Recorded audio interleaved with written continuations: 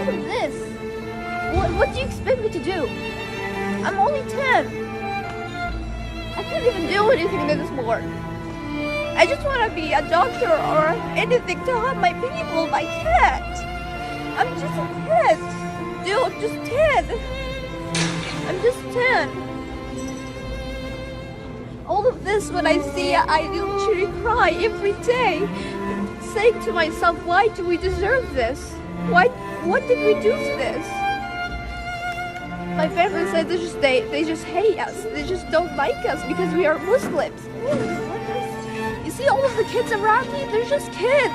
Why wouldn't you just send a missile to them and kill them? It's not fair.